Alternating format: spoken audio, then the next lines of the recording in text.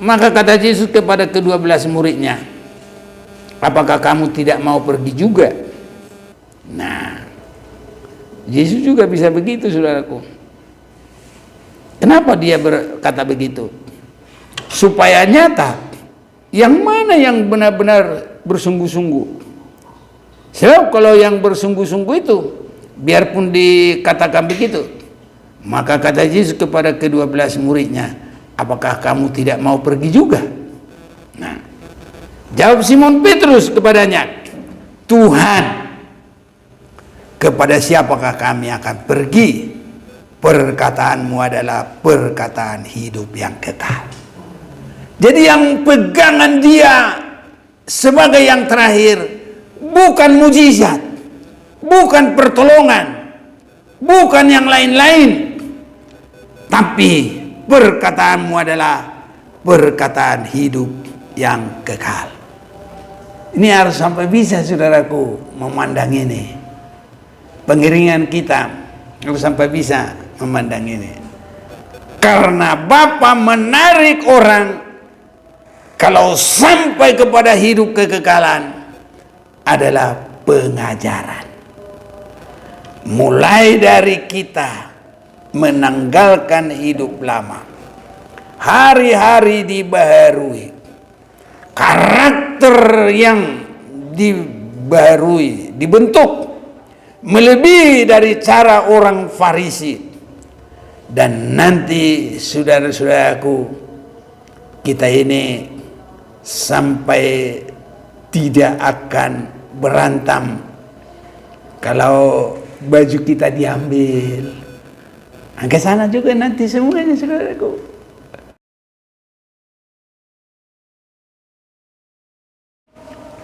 Salam dalam kasih kita, kasih Tuhan kita Yesus Kristus bagi kita semuanya, saudara yang ada di sini, bahkan saudara yang mengikuti lewat sambungan internet.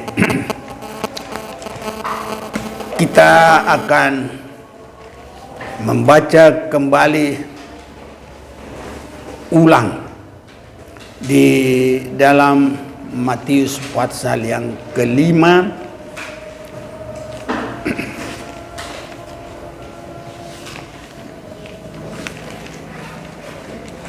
ayat yang ke-20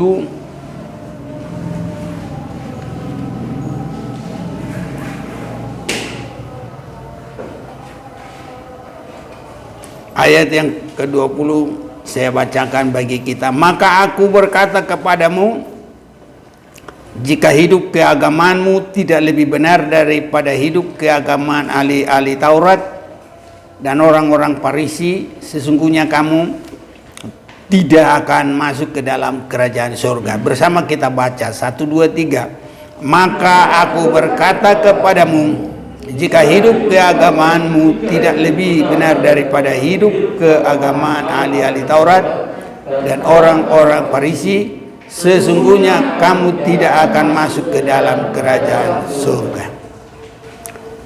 Saudara-saudaraku, Taurat itu adalah inti dari agama orang ahli-ahli Taurat, orang Israel, orang Yahudi. Banyak saat-saat sekarang berkata bahwa Kristen itu agama Yahudi. Bukan, saudara-saudaraku. Itu sebabnya juga saya lihat di internet ada saudara kita yang pergi ke Amerika. Dia bilang dia menerima dana Amerika untuk menjadikan Indonesia agama Yahudi. Bagaimana bisa orang di sini nggak ada agama Yahudi? Nah, agama Yahudi bukan Kristen. Bahkan dari firman ini kita lihat, maka aku berkata kepadamu, jika hidup keagamaanmu tidak lebih benar daripada hidup keagamaan ahli-ahli Taurat itu termasuk orang Yahudi, saudaraku, orang-orang Farisi. Sesungguhnya kamu tidak akan masuk ke dalam kerajaan surga. Jadi beda, saudara-saudaraku. Jadi Kristen itu adalah kehidupan yang dibangun oleh Yesus di atas pengorbanannya, di atas kematian, kebangkitannya. Ini saudara-saudaraku, itu sebabnya kalau kita baca di dalam Injil Yohanes pasal yang kedua itu, biar semakin jelas kita harus semakin mengerti, saya ajak kita akan melihat kembali dalam Injil Yohanes pasal yang kedua ayat 19. Jawab Yesus kepada mereka, rombak bait Allah ini itu adalah tempat ibadah orang Yahudi yang sebagai berpondasi hukum Taurat yang diterima oleh Musa di Gunung Sinai. Itu bukan salah, tetapi itu harus nanti ditingkatkan. Kalau Rasul Paulus lebih mengajarkan Taurat itu hanya penghentar sampai kepada Yesus. Kalau sudah bertemu dengan Yesus, maka penghentar itu ya sudah cukup sampai di situ. Di mana bertemunya Yesus? Di Gunung Juljuta, di mana dia telah menggenapi Taurat. Ya, telah menggenapi Taurat.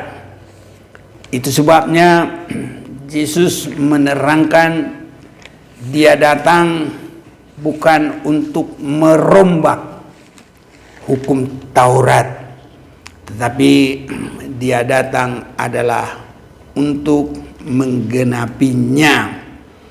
Ini di dalam Matius pasal 5 tadi kita akan baca ulang ayat 17. Janganlah kamu menyangka bahwa aku datang untuk meniadakan hukum Taurat atau kitab para nabi. Aku datang bukan untuk meniadakannya, melainkan untuk menggenapinya. Ini saudaraku. Jadi Yesus bukan meniadakan Taurat, tapi menggenapinya. Jadi kalau sudah digenapi di dalam Yesus,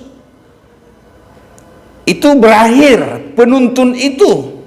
Kita sudah dengar Rasul Paulus mengajarkan itu Taurat hanyalah penuntun sampai kepada Yesus datang dan sampai kepada Yesus sebagai yang sudah masuk di dalam kedewasaannya, artinya sudah bisa menggenapi hukum Taurat itu.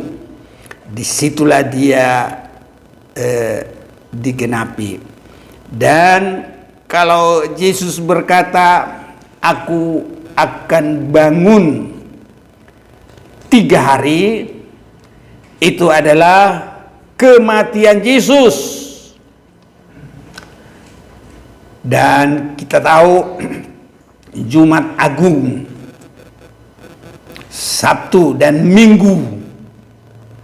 Jadi itulah saudaraku kematian kebangkitan Yesus. Bahkan dalam kebangkitannya itu Yesus dimuliakan, masuk dalam posisi semula kepada kealahannya. Sehingga di dalam kebangkitan Yesus itu dia dimuliakan Tuhan bagi semua dunia, semua manusia. Mungkin sekarang banyak orang belum bisa berterima, tapi pada waktunya nanti, terima dengan baik atau tidak, tapi semua harus mengaku. Dalam Filipi pasal yang kedua, kalau kita baca, saya akan baca saudara-saudaraku, dan ini nanti pada waktunya ini semua tergenapi. Ayat 10 mulai, supaya dalam nama Yesus bertekuk lutut segala yang ada di langit dan yang ada di atas bumi dan yang ada di bawah bumi, dan segala lidah mengaku Yesus Kristus adalah Tuhan bagi kemuliaan Allah Bapa. Ini dimulai dengan kebangkitan Yesus. Kenapa dimulai kebangkitan Yesus? Karena sekitar 30 tahun, mulai dari kelahirannya sampai kepada dia menggenapi Taurat, ini sekitar 33,5 tahun, saudara-saudaraku, kealahannya itu ditinggal. Dalam Filipi 2 ini ayat yang ke-6 itu, yang walaupun dalam rupa Allah tidak menganggap kesetaraannya dengan Allah itu sebagai milik yang harus dipertahankan, melainkan telah mengosongkan dirinya sendiri. Mengosongkan dirinya dengan cara bagaimana? Tidak menganggap kesetaraannya dengan Allah itu sebagai milik yang harus dipertahankan, melainkan telah mengosongkan dirinya sendiri dan mengambil rupa seorang hamba dan menjadi sama dengan manusia. Ini harus jelas-jelas, ini banyak orang yang taunya mengolok, menghina. Nah, kenapa harus begini? Supaya dia bisa masuk ke dalam maut itu, mengalahkan maut. Supaya dalam kemanusiaannya dia boleh mengambil kunci maut. Supaya dia di dalam kemanusiaannya masuk di dalam mulai pengadilan sampai tersalib di Juljuta. Ada benarnya juga orang kok Allah mati? Ya memang, makanya jadi kealahannya ditinggal dulu. Nah, ini harus tahu, saudaraku. Kapan dikembalikan? Sewaktu kebangkitannya. Nah, dan untuk itu nanti semua harus mengetahui bahwa Dia adalah Tuhan. Dan mulai saat-saat sekarang ini, bukan hanya karena bagaimana manusia, bahkan tanpa pemberitaan manusia, sering sekali kita sudah lihat orang mengenal Yesus, menerima Yesus, meninggalkan hidup lama, sampai kesaksian-kesaksian yang bermacam-macam. Ada yang sampai tidak dianggap lagi, ada tidak diberikan warisan, ada tidak dianggap anak, tidak dianggap keluarga, ya tidak diterima lagi, dianggap sudah mati, segala macam sering terjadi. Itu semua adalah permulaan penggenapan. Segala lidah mengaku, segala lutut bertelut, Yesus adalah Tuhan, Yesus adalah juru selamat. Kegerakan itu akan terjadi, mau tidak mau akan terjadi. Jadi saudara-saudaraku, agama Yahudi sudah digenapi di dalam Yesus. Dia buka satu pengiringan, pengikutan di dalam 3 hari itu. Itu adalah kematian, kebangkitannya, dan kepadanya dipulihkan kealahannya. Jadi suasana dalam 3 hari itu, satu, ada kematian, memang dia mati sebagai manusia, sebagai hamba. Baru bangkit, ini kemenangan. Baru dipulihkan kealahannya itu. Nah, lengkaplah saudara-saudaraku. Dan saat itulah dia Tuhan bagi semua manusia. Dan saat itu keselamatan boleh diterima oleh siapapun. Sesudah kebangkitannya, Yesus menyuruh murid-muridnya, pergilah kamu ke seluruh bumi. Barang siapa yang percaya, dibaptis, dapat keselamatan. Dan selanjutnya bagi kita, tidak hanya percaya, tapi harus meningkat supaya keagamaan kita lebih benar dari hidup dari ahli-ahli Taurat. Jadi di dalam Yesus itu, lepas dari agama Yahudi, lepas dari Yesus itu dilahirkan sebagai orang Yahudi, dia membangun umat yang besar, yang lebih baik dari agama Yahudi. Di dalam ini, saudara-saudaraku, kalau kita perhatikan langsung yang pertama di bawah ayat 21, kamu telah mendengar, ini Matius 5 ayat 21 ya, kamu telah mendengar yang difirmankan kepada nenek moyang kita, jangan membunuh.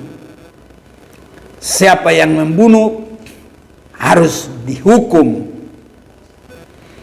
Nah, jadi banyak orang di Kristen boleh membunuh. Yesus juga membawa pedang. Dia tidak mengerti pedang itu artinya dalam dua hal. Ada pedang rohani. Nah, ada pedang. Yesus tidak pakai pedang-pedang yang begitu, pisau. Ya, pedang rohani, itu firman Tuhan. Itu yang dia bawa. Jadi saudara-saudaraku, tidak ada kekerasan. Kalau dia ada kekerasan, mengalahkan iblis, nggak usah dia mati. Dia hanya berkata, hei iblis, kau hancur, hancur benar. Kau kalah, kalah benar. Tapi dalam Yesus kan tidak ada sedikit pun kekerasan. Ini saudara-saudaraku. Itu sebabnya yang pertama di sini kita lihat. Kamu telah mendengar yang difirmankan kepada nenek moyang kita, jangan membunuh. Siapa yang membunuh harus dihukum. Saat-saat sekarang ini terlalu banyak. Sudah barang tentu diawali dengan tidak sepaham, tidak seiman, tidak sejalan, tidak sekelompok, dan segala macam. Sehingga ada kebencian. Dan kebencian itu sudah sama dengan membunuh. Dan memang di akhir zaman ini membunuh secara langsung, secara fisik, itu begitu banyak terjadi. Bahkan orang merasa masuk ke surga dengan membunuh orang yang tidak sepaham, yang tidak sejalan. Ini saudara-saudaraku, Yesus mengajar karakter.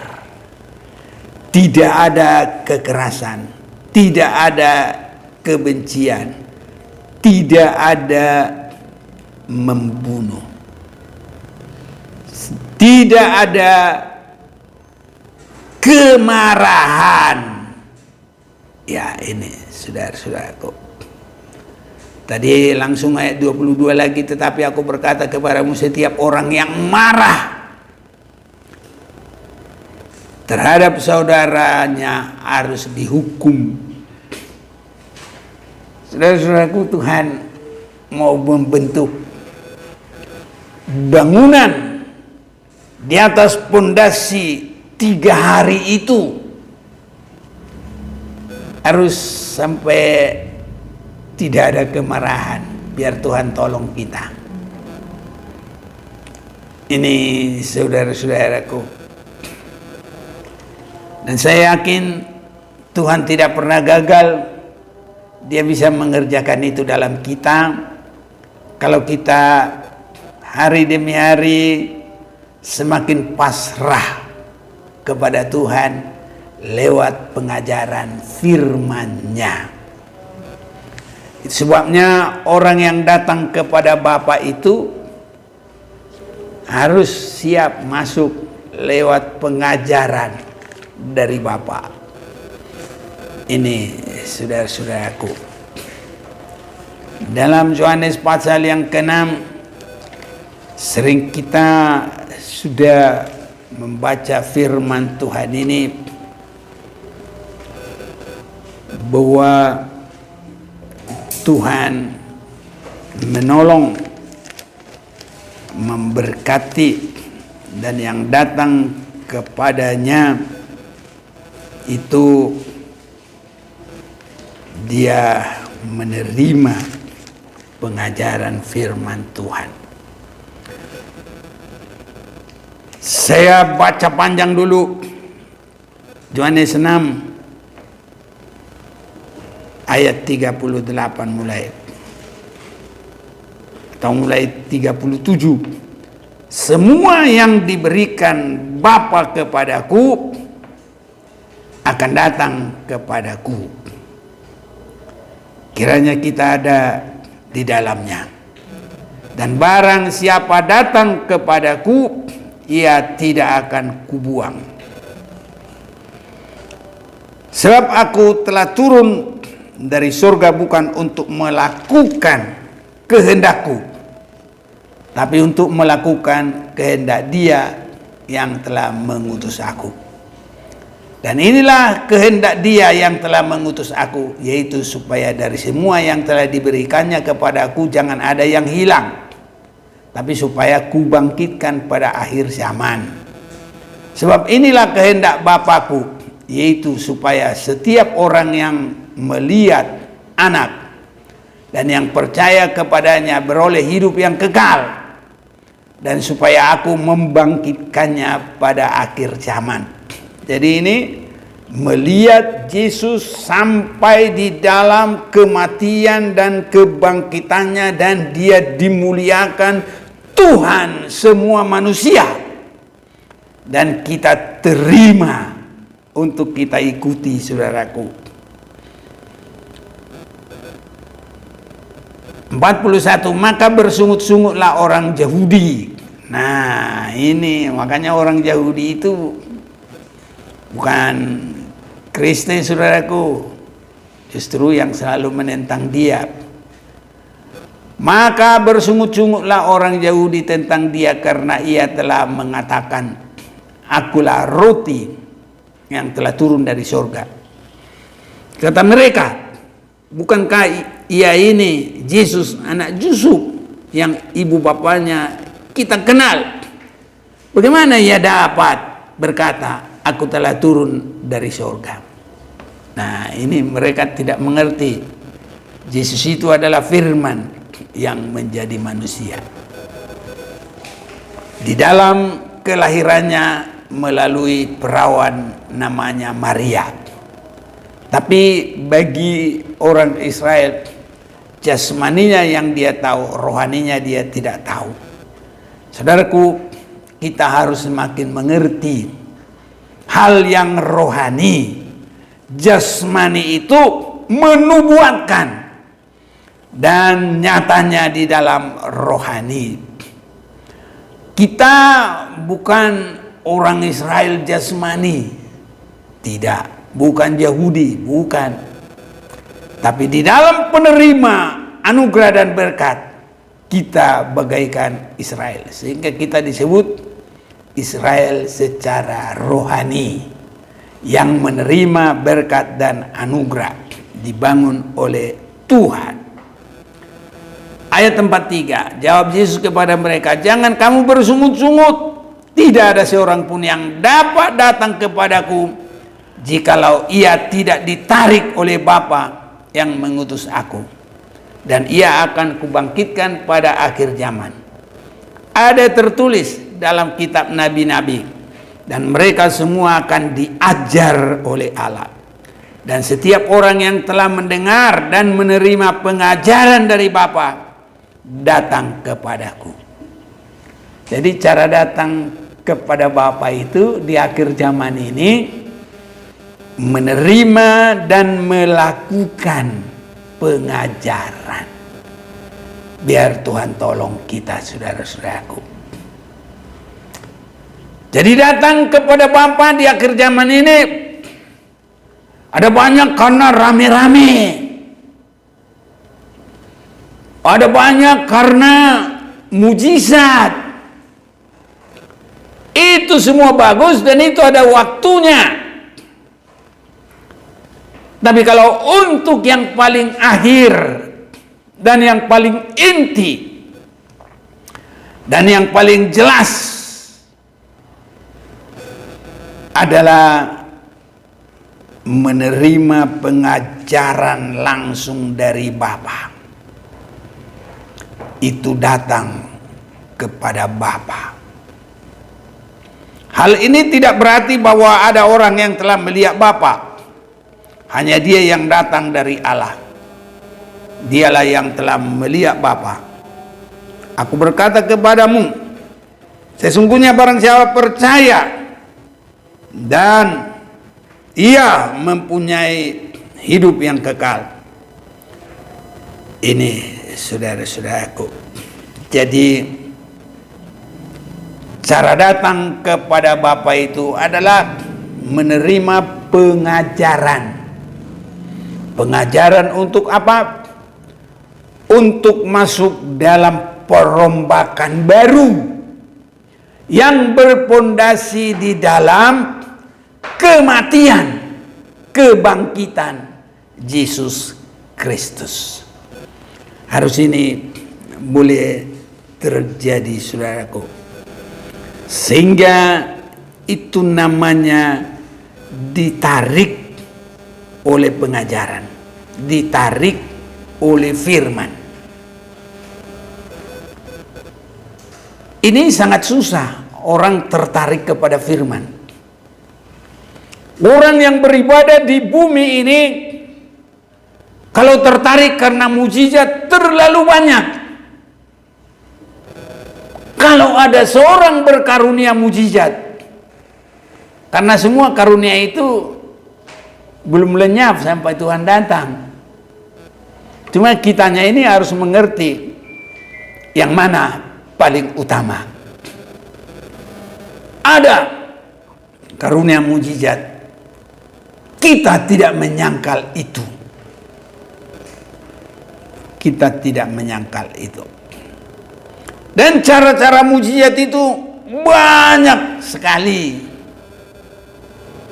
Nah, ini saudara-saudaraku.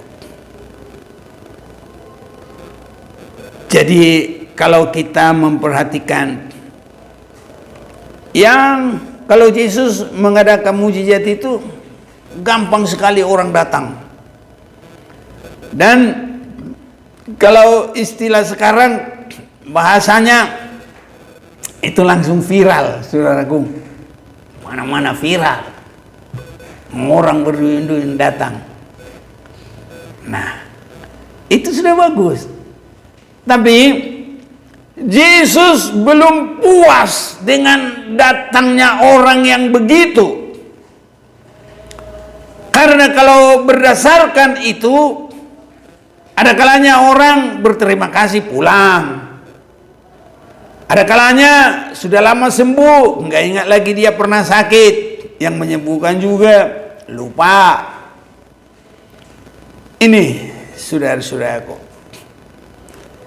Itu sebabnya yang disenangi Bapa dan benar-benar cara datang kepada Bapa, menerima pengajaran dan hidup dalam pengajaran. Itu artinya sudah diubah, sudah dibentuk, sudah berkarakter. Itu sebabnya saudara-saudaraku, kita ini harus cepat dalam hal itu.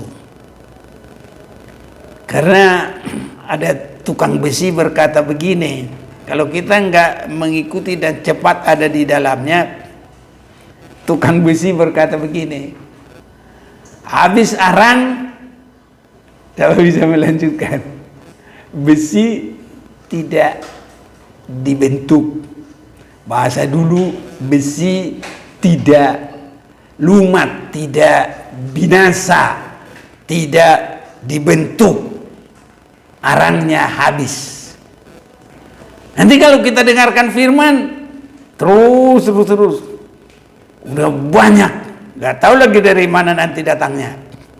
Nah, jadi sudah dengar udah apa, kadang udah pinter, kadang ayat-ayatnya udah melotot, tapi tabiatnya belum berubah. Dengan apa lagi nanti ini mau disucikan? Dengan apa lagi nanti ini mau dikuduskan? Ini saudaraku. Tapi kalau begitu kita dengar, ya. Begitu tidak dengar, ya. Dan kita menyerah, dibangun dan dibentuk sesuai dengan pengajaran ini, maka kita adalah disebut tergembala yang bergerak terus dari awal sampai kepada akhir, sehingga kita tidak akan mendapat teguran kalau ditimbang dengan lamanya.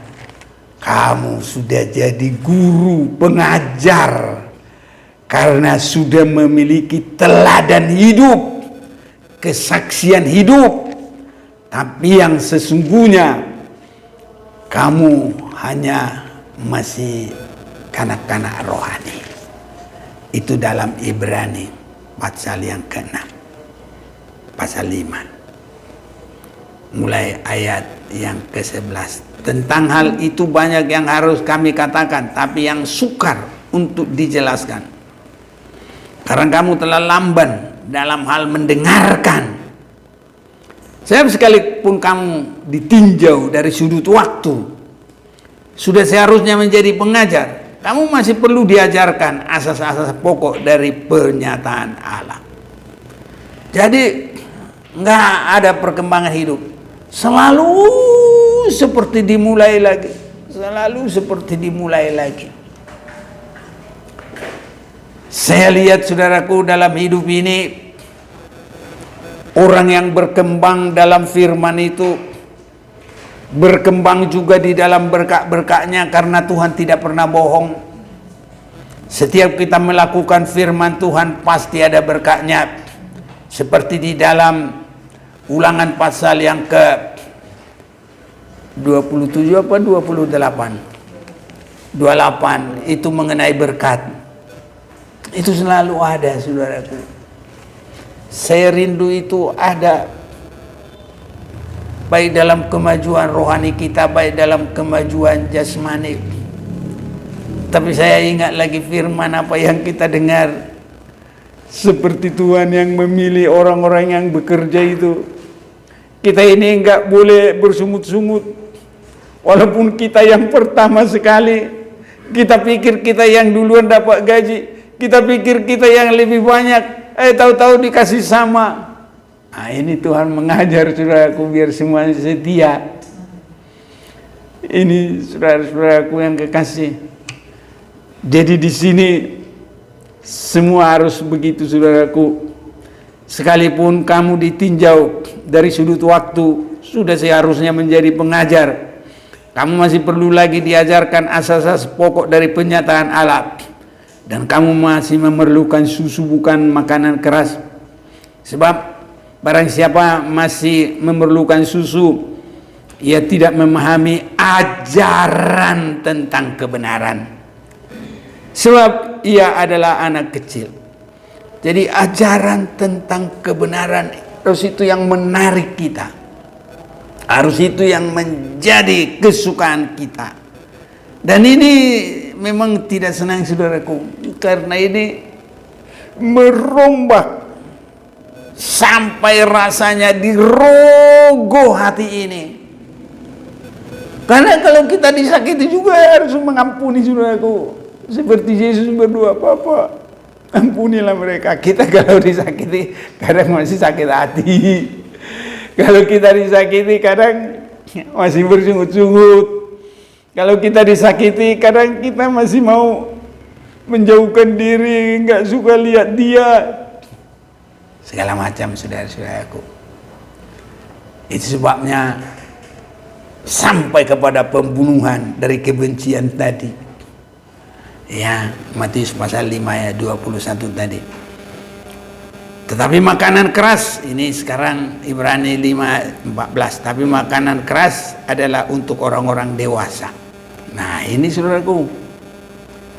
Jadi semoga kita tidak hanya memerlukan tentang asas-asas yang awal.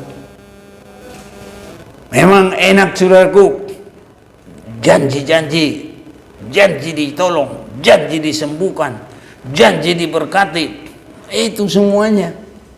Tapi kalau di dalam kedewasaan, pemotongan, tabiat-tabiat, suruh ikut menderita, suruh ikut untuk menyangkal diri, saudara-saudaraku, ini ajaran. Nah, sampai kita mempunyai panca indera yang terlatih untuk membedakan yang baik daripada yang jahat. Banyak orang Kristen, walaupun yang awal itu bukan kejahatan, itu artinya tentang berkat, tentang pertolongan, tentang penghiburan, tentang penguatan, dan semuanya, tapi belum ajaran yang mematikan dan membawa kepada kesempurnaan. Sebelum itu menjadi kesukaannya, dia belum bisa membedakan yang baik daripada yang jahat. Itu sebabnya, saudara-saudaraku, dari orang-orang yang datang menerima mujizat Tuhan itu, kalau ditanya oleh Tuhan Yesus, saya baca kembali kita di dalam Yohanes pasal 6.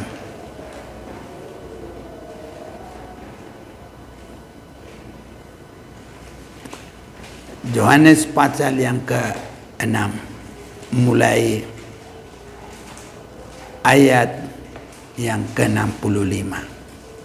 Lalu ia berkata, sebab itu telah kukatakan kepadamu, tidak ada seorang pun dapat datang kepadaku kalau Bapa tidak mengaruniakannya kepadanya. Jadi kita supaya selalu berdoa untuk mendapat kasih karunia dari Allah. Bahkan ada juga, saudaraku, yang paling menyedihkan, 64. Tapi di antaramu ada yang tidak percaya, sebab Yesus tahu dari semula siapa yang tidak percaya dan siapa yang akan menyerahkan dia. Itu sebabnya kita ini hampir ada di dalam perumpamaan pesta nikah. Dalam pesta nikah itu, pengantin itu, wah, habis-habisan dia berdandan, saudara-saudaraku. Baru yang berusaha juga di situ adalah, kalau bahasa Batak, suhu bulunan. Wah, itu banyaklah kesibukannya itu. Ini.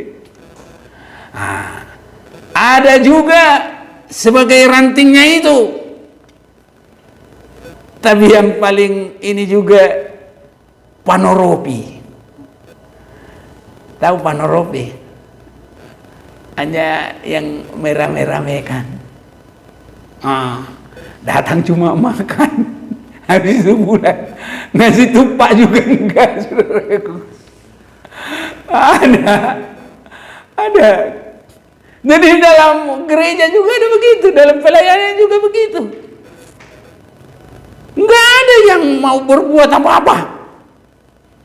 Ya, ini saudaraku. Jadi itu namanya hanya meramaikan. Bahasa Bataknya patorop-teropon. Ini merah-merahkan aja. Ini saudara-saudaraku. Jadi kalau di dalam main bola harus jadi pemain inti, saudaraku. Jangan cuma pemain biasa, pemain inti. Ini. Jadi dalam pesta itu harus jadi pengantin. Itu saudaraku. Paling sukacita, paling berhias, paling semua ke situ deh. Perhatian semuanya di situ. Jadi kita harus jangan cuma merame-ramekan, jangan ikut-ikutan, harus aktif benar, yang paling sungguh. Nah ini saudaraku. Ya, jadi ini Tuhan tahu itu nggak bakal bikin apa-apa itu sampai selesai. Dan di sini nggak dikasih tahu namanya, tapi kita tahu namanya dari Injil yang lain. Itu namanya adalah Judas Iskariot. Dari awal dia ada di situ. Rasul dia iya, pelayan dia iya, murid Yesus dia iya. Tapi nggak bikin apa-apa sedikit pun. Malah yang ada adalah merugikan saudara-saudaraku. Ya.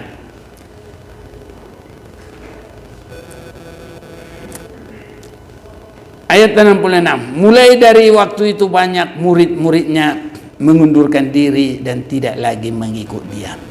Nah ini saudara-saudaraku, yang kita harus berdoa biar Tuhan tolong kita.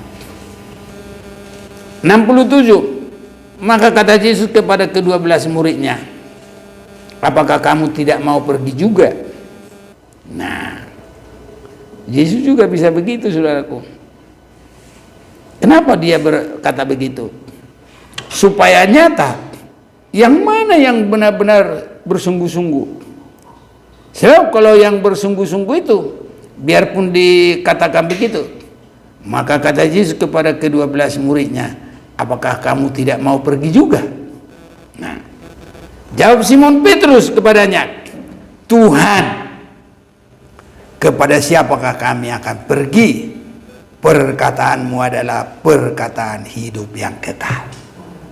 Jadi yang pegangan dia sebagai yang terakhir bukan mujizat, bukan pertolongan, bukan yang lain-lain, tapi perkataanmu adalah perkataan hidup yang kekal.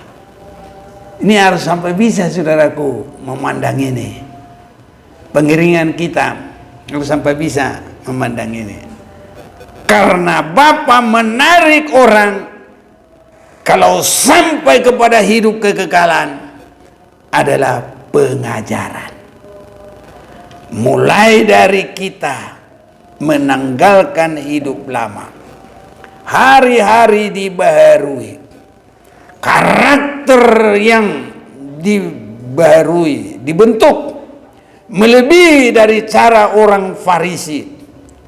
Dan nanti saudara-saudaraku, kita ini sampai tidak akan berantem kalau baju kita diambil. Ke sana juga nanti semuanya, saudaraku. Kalau kita disuruh jalan 1 mil, turuti 2 mil. Kalau ditampar pipi kanan, kasih pipi kiri. Amin, saudaraku. Iya, ini saudaraku. Apa artinya mujizat-mujizat tapi kalau di sini dia kalah? Itu sebabnya Yesus berkata, Matius pasal 10 itu ayat yang ke-16.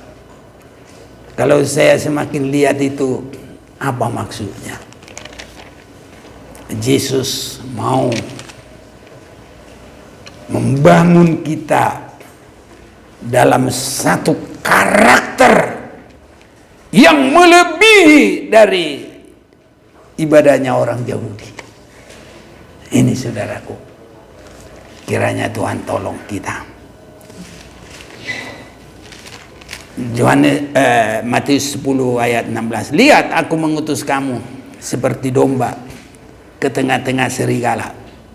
Sebab itu hendaklah kamu cerdik seperti ular dan tulus seperti merpati. Jadi saudaraku, kesimpulan di sini, tidak perlu membela diri,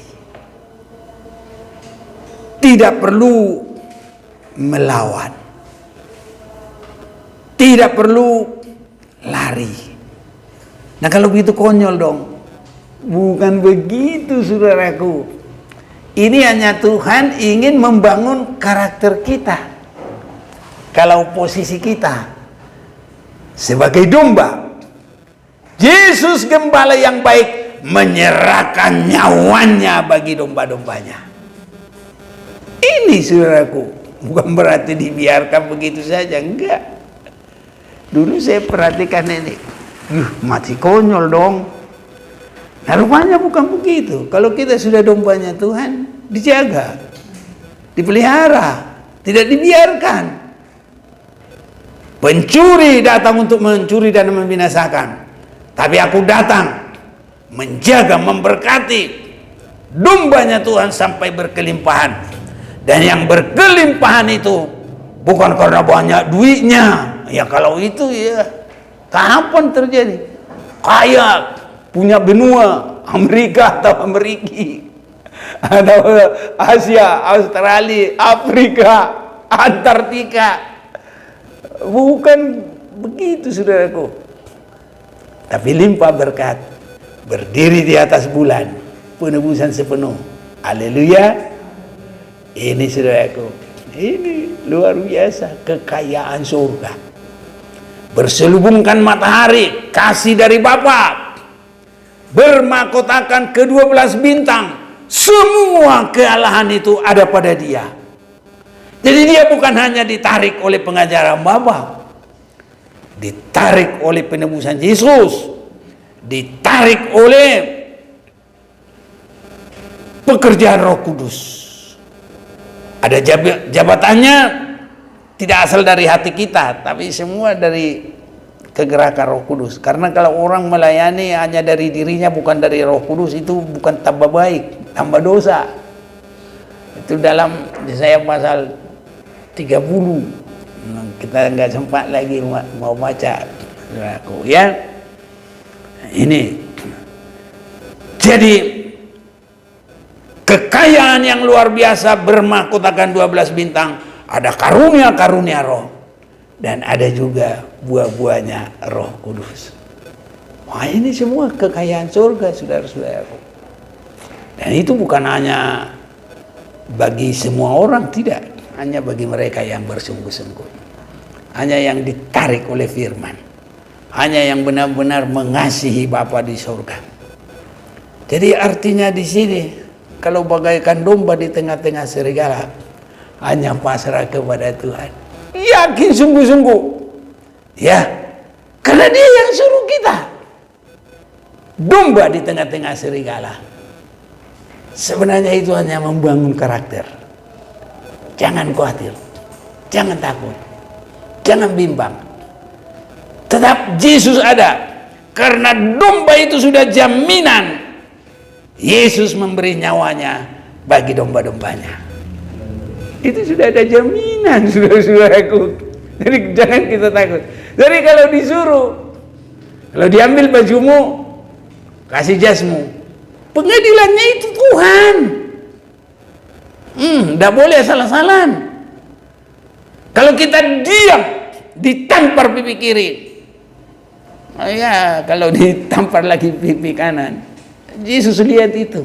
Nanti kalau dia balas, pembalasan itu melebihi dari pembalasan manusia. Ini saudara-saudaraku, semua itu Tuhan mau membangun karakter kita. Harus sampai melebihi dari cara-cara keagamaan orang Yahudi. Ini saudaraku, bukan berarti konyol. Tampar, mati. Enggak. Jangankan dia, saudaraku. Adi Armando aja ada yang belain dia. Apalagi kita, Yesus yang belain kita. Ini saudara-saudaraku, benar-benar. Tampar pipi kiri, nggak boleh salah-salah. Itu orangnya harus permisi dulu kepada Yesus. Walaupun ditampar, nanti kalau Yesus balas bagaimana? Nah ini saudara-saudaraku. Nah, jadi semua itu adalah mengajar karakter kita. Karena mau masuk surga itu harus benar-benar tidak ada karakter setan, akunya itu, egonya itu, melawannya itu, ya, tidak mau taat, tidak mau tunduk. Ini. Jadi kalau kita nanti ke surga benar-benar sudah dibentuk oleh Tuhan. Makanya surganya kita sama surganya orang beda.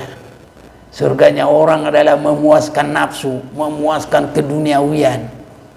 Kawin mawin itu kan duniawi, saudara-saudaraku. Di surga nggak ada yang begitu-begitu.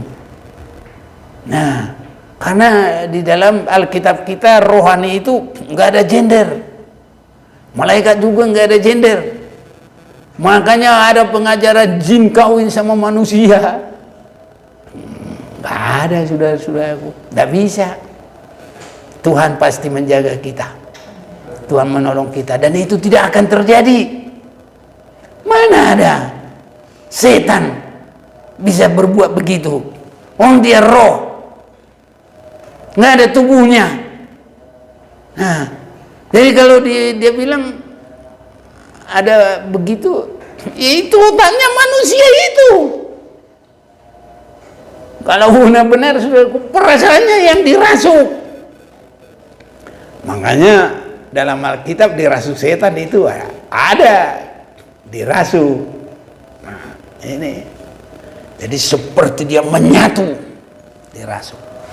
Ini saudara-saudaraku, itu sebabnya Tuhan mengajar kita membangun karakter untuk penyembah-penyembah yang kekal sesuai kehendaknya.